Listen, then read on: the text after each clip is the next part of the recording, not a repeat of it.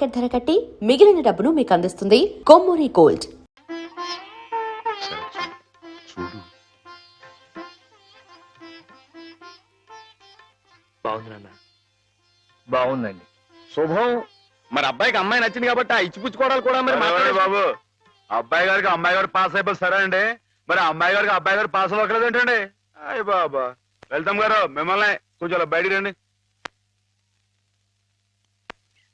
రండి. అమ్మాయి గారు, మీకు పెళ్లి కొడుకు అన్ని విధాలా నచ్చితేనే ఈ పెళ్లి జరుగుతుంది, లేకపోతే జరగదు. చెప్పండి, మీకు అబ్బాయి నచ్చాడా? ఆడపిల్లలు నువ్వు ఇట్ట అడగగానే అట చెప్పేస్తారా? రైటే లేండి, ఇటప్పుడు కొంచెం ఇరకాడంగానే ఉంటుంది. ఓ పని చేయండి, అబ్బాయి మీకు నచ్చితే నవ్వుతూ తలదించుకోండి, నచ్చలేదు అనుకోండి కోపంగా నాకేసి తిరిగి చూడండి. అయ్యి బాబు, అదేంటండి? అటు నవ్వు కాదు, ఇటు కోపం కాదు, అటు బాధగా చూసి అర్థం ఏంటండి? నాన్నని, చెల్లెల్ని, మిమ్మల్ని అందరినీ వదిలి వెళ్ళాలంటే బాధగా ఉంది. రైటేనండి, ఆడపిల్ల అంటే అంతే కదండి. పాపం రేపు హేమ గారు కూడా అంతేలే. వదిలేస్తే లింకులు పెట్టేస్తాడు. నీకాయన నచ్చారా లేదా అది చెప్పు.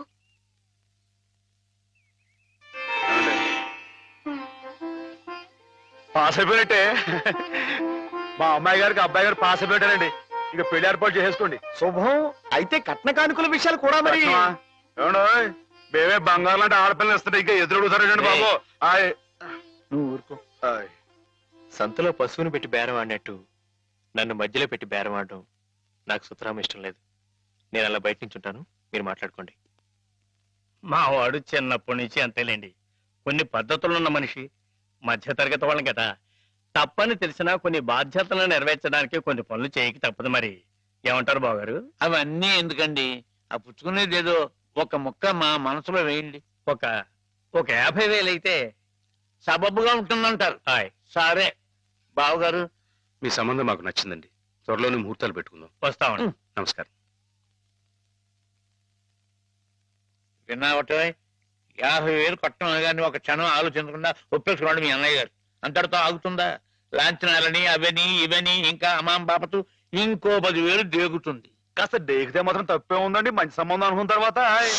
ఒరే డబ్బు గురించిన ఆలోచన ఎందుకు బాబుగారు? ఈ ఇంటిని అమ్మేస్తాను. జోకులేస్తున్నారా బాబు గారు? లేదయ్యా, నిజంగానే అమ్మేస్తాను. తాతల నాటి ఆస్తి ఈ ఇంటిని అమ్మేస్తారా? అవును బాబుగారు, నాకు కుర్రాడు నచ్చాడు, అతని క్రమశిక్షణ నచ్చింది. ఈ రోజు లెక్కల ప్రకారం వాళ్ళు ఏమీ ఆకాశంలో లేరమ్మా, చాలా సబబుగానే అడిగారు. అయినా రేపు మీరు మాత్రం అడగరా? మీరు అడగకపోయినా నా బాధ్యతగా నేను ఇవ్వద్దా చెప్పండి? అందుకే ఇంటిని అమ్మేసేయాలనే నిశ్చయానికి వచ్చాను. మీ ఎరుకలో ఏదైనా మంచి బేరం ఉంటే చూడండి బాబుగారు. కాస్త ఇంటిని శ్రద్ధగా చూసుకునే మనుషులను చూడండి.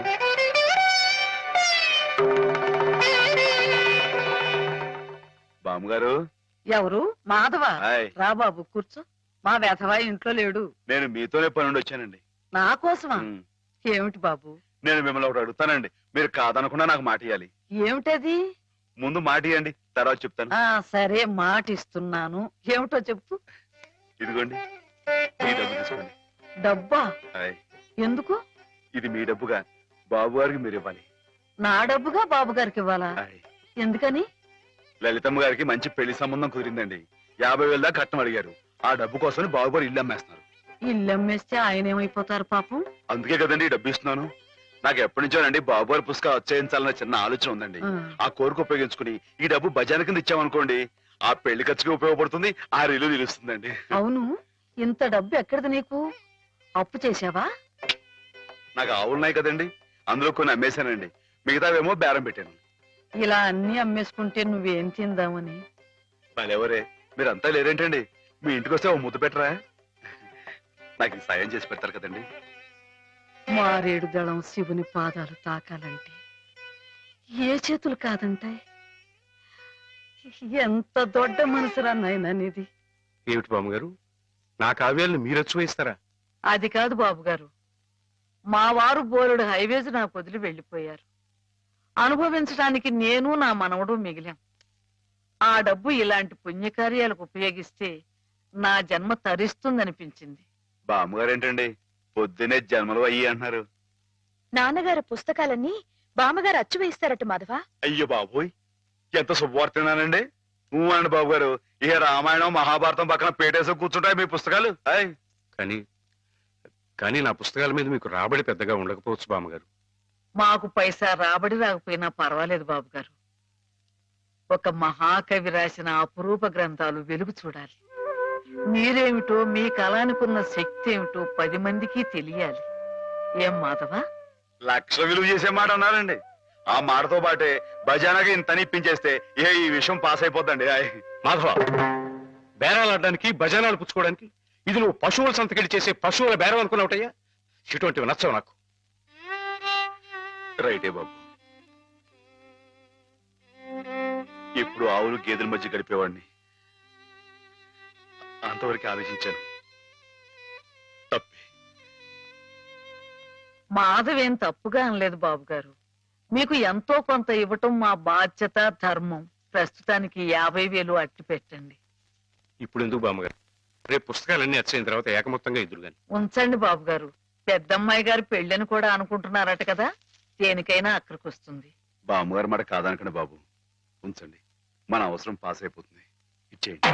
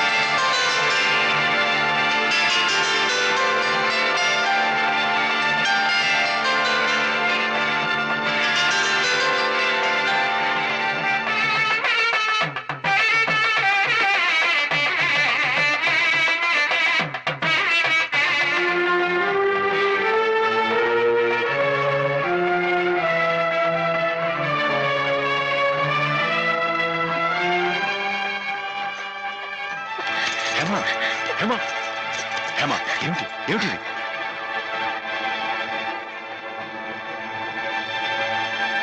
ఏంటండి అమ్మాయి గారు, ఏమైందండి? ఏం లేదు.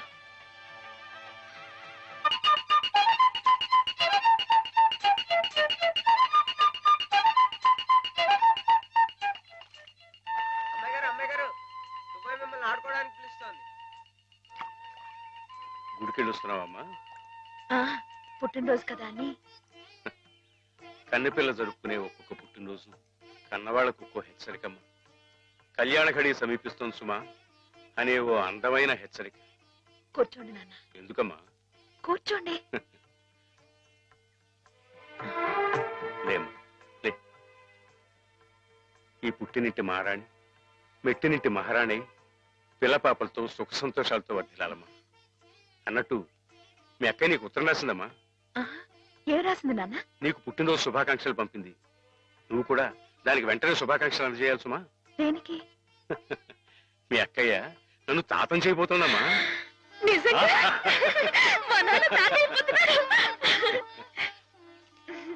బామ్మగారు వచ్చారేమో, ఒకసారి వాళ్ళ ఇంటికి వెళ్ళి చూసొస్తానమ్మా. పోరా, జరిగితే చూడకూడదు. ఇదిగో ఉత్తరం ఉత్తరం. ఇటు అమ్మాయి గారు, అమ్మాయి గారు, అమ్మాయి గారు, అమ్మాయి గారు, ఈవేళ పిఠాపురంలో ఆవులు పోటీ కదండి. నేను గంగ దివసం బయలుదేరుతున్నానండి. మా చంటిగాడు నేను లేని కదా అని తలా ఇస్తారేమో, మీరు కాస్త దగ్గర నుంచి చూసుకోండి. ఇప్పుడే బయలుదేరుతున్నావా? మరి సాయంకాలం కదండి పోటీ. పోనీ మధ్యాహ్నం వెళ్ళకూడదా? మధ్యాహ్నం బయలుదేరితే టైం ఏమి మిగులుద్దండి. ఆవు కాస్త అలుపు తీర్చుకోవాలన్నా, ఈ సర్దుకోవాలన్నా ఇప్పుడు వెళ్ళడం రైట్ అండి. సరే, నీ ఇష్టం. ఉంటానండి. అదేమిటి? ఇంతకీ కావాల్సిన మర్చిపోయానండి. ఈ ఏడాది కూడా బహుమతి నాకే పాస్ అయిపోవాలని కోరుకున్నారు కదండి. నువ్వు అడిగితే కదా. అయ్య బాబు, అడగాలండి. కోరుకోండి బాబు. సరే, నీదే. చాలండి.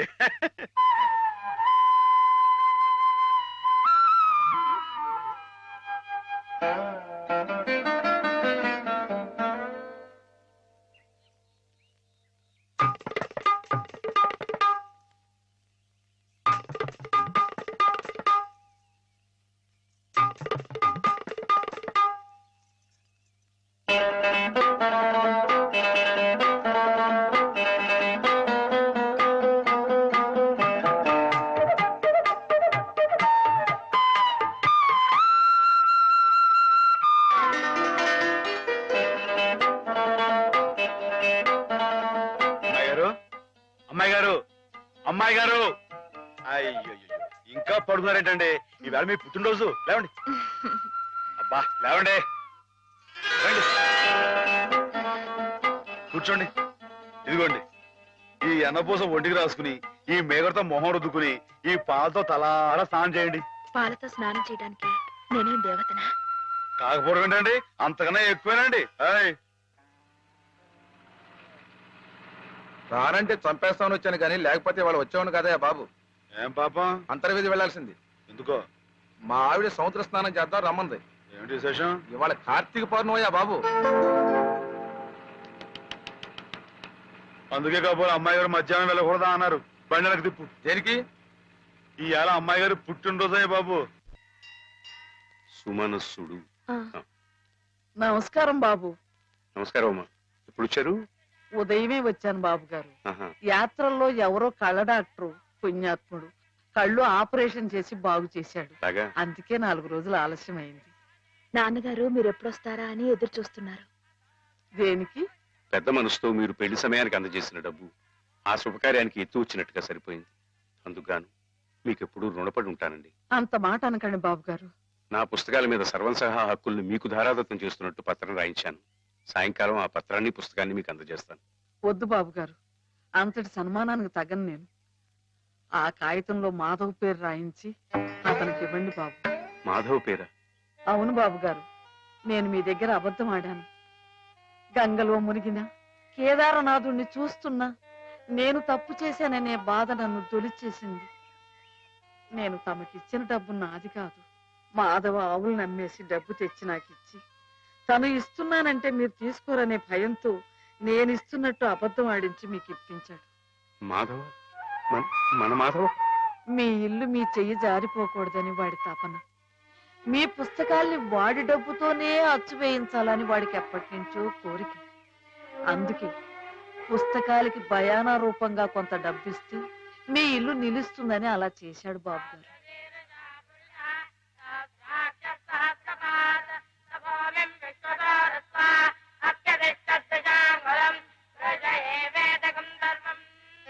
ఆవులు ఏమయ్యాయా అని అడిగితే ఆసుపత్రిలో చేర్పించానని అబద్ధం చెప్పాడు. ఇందుకేనన్నమాట. మన్ను తినలేదని ఆ రోజు గోపాలుడు చెప్పిన అబద్ధం పెంచిన తల్లిని పునీతురాల్ని చేయడానికైతే మమత నిండిన ఈ గోపాలుడు ఈనాడు చెప్పిన అబద్ధం పెంచిన పంచని 10 కాలాల పాటు చల్లగా నిలపడానికమ్మా. నన్ను యువతలి గట్టుకు చేర్చిన మహనీయుడు అవతలి గట్టునే ఆగిపోయాడమ్మా. ఒక్కసారి వాణ్ణి మాధవం తీసుకురాగలవా? అలాగే నాన్న.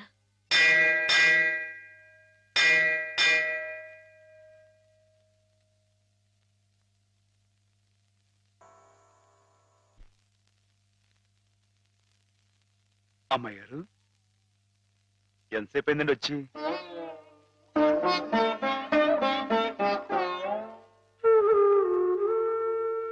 ఏంటి అమ్మాయి గారు అలా కొత్తగా చూస్తున్నారేంటి? నువ్వు చాలా కొత్తగా కనిపిస్తున్నావు మాధవ. అయ్యే బట్టలు, అదే పని, అదే మొహం. నేను కొత్తగా ఊరుకోను అమ్మాయి గారు. నాన్నగారు నేను వెంటనే తీసుకురమ్మన్నారు. అలాగా, పదండి.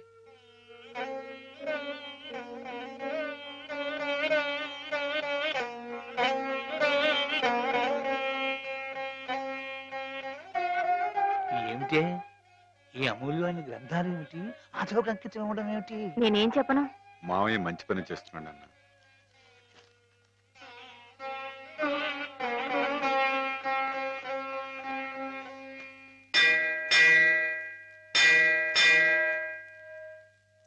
నాన్న,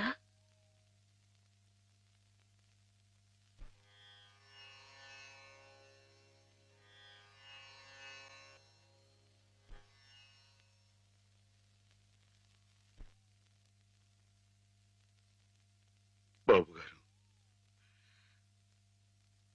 బాబు గారు, నాకు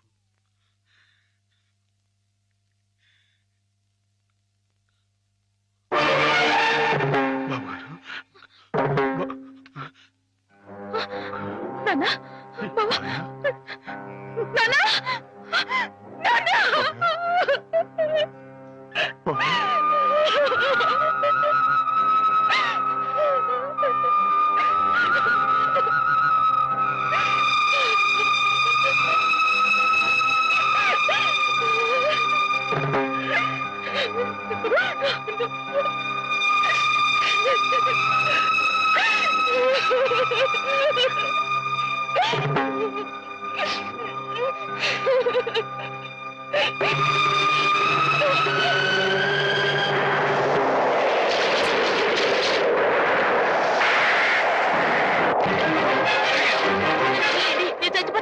వదిలేయండి, నేను చచ్చిపోతాను.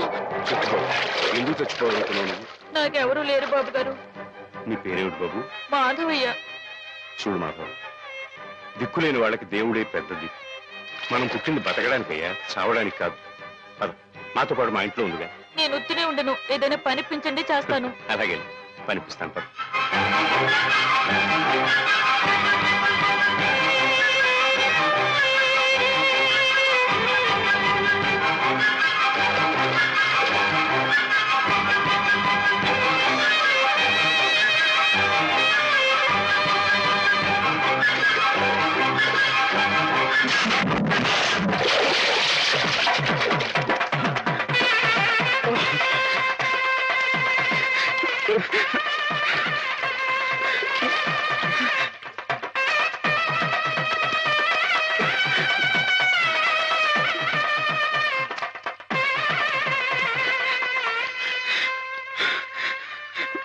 మహేశ్వరుడు, పరమేశ్వరుడు, లోకరక్షకుడు, ఇవన్నీ నీ పేర్లేక?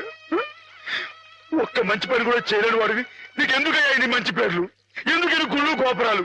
ఎందుకని పూజలు పురస్కారాలు? చెప్పు, మాట్లాడు, మాట్లాడు, మాట్లాడు. ఎందుకంటే నువ్వు తప్పు చేసావు గనక. అసలు నువ్వు అంటూ ఉంటే కదయ్యా తప్పు చేయటానికైనా ఒప్పు చేయటానికైనా. నువ్వు ఉన్నావనుకోవటం మా పిచ్చి, మా ఎర్రి, మా భ్రమ. వద్దు, నువ్వు మా మధ్య ఉండడానికి వీల్లేదు. పో, దూరంగా పో, ఈ గోదావరిలో కలిసిపో, ఈ గోదావరిలో కలిగిపో. ఏమిటి ఆవేశం? దేవుడి మీద నా నీ కోపం? ఈయన దేవుడులాగా అవుతాడు బాబా. నమ్ముకున్న వాళ్ళకు మంచి చేసేవాడు దేవుడు, పూజలు చేసేవాళ్ళకు కాపు కాసేవాడు దేవుడు. ఈయన మనిషిలాగే మోసాడు బాబా. లేకపోతే రోజు శివారాధన చెయ్యందే మంచి కూడా ముట్టుకుని అయ్యగారిని అర్థంతరంగా తీసుకుపోతాడా? అలాగా ఆ, అయితే మాత్రం నీకేం అధికారం ఉందని దీన్ని నీటిపాలు చేయాలనుకుంటున్నావు? ఇది నేను చేసుకున్న బొమ్మ, దీని మీద అధికారం నాకు ఎందుకు ఉండదు? నువ్వు చేసుకున్న బొమ్మ మీద నీకు అధికారం ఉన్నప్పుడు ఆ దేవుడు చేసుకున్న బొమ్మల మీద ఆయనకి అధికారం ఉండదా బాబు? బొమ్మ పాత్ర ముగిసింది, రంగస్థలం మించి తప్పించేశాడు. ఆప్తులేని వ్యక్తులు దూరం అయితే వెలితిగానే ఉంటుంది. మెల్లమెల్లగా ఆ బాధని మర్చిపోవాలి. ఎలా మర్చిపోమంటావు బాబా? 10 మాటల్లో 5ంటికి అర్థం చెప్పలేని వాడిని ఆయనతో పాటు సమానంగా కూర్చోబెట్టి ఆయన రాసిన పెద్ద పెద్ద పుస్తకాలన్నీ నాకు అంకితం చేశారు. నేనంత గొప్పనా బాబా? అంత పెద్దోడ్నా? నాకు తాహతుందా? నా కింద కీర్తినిచ్చి వారు కీర్తి శిష్యులు అయిపోయారు. నా మేడం మణారు వేసి ఆయన బట్టలో కలిసిపోయారు. ఊరుకో మాధవ, ఊరుకో. నీ బాబుగారి ఆత్మ శాంతించాలంటే త్వరలో ఆ పుస్తకాలన్నీ అచ్చు వేయించి ప్రజలకు అందించు. ఆయన పేరు శాశ్వతంగా నిలుస్తుంది.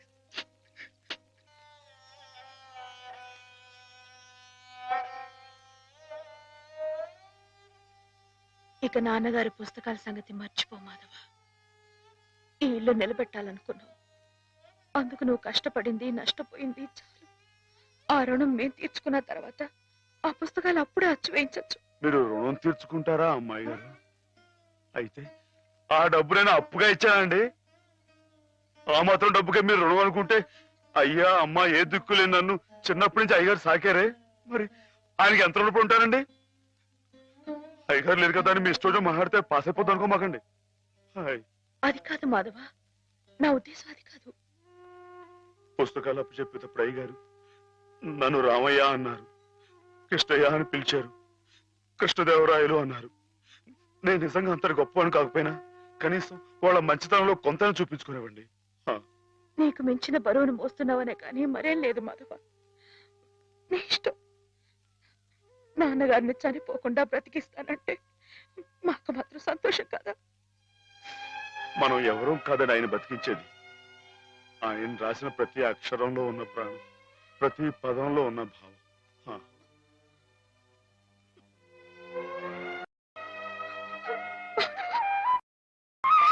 అమ్మాయి గారు, అమ్మాయి గారు ఊరుకోండి, అమ్మాయి గారు ఊరుకోండి.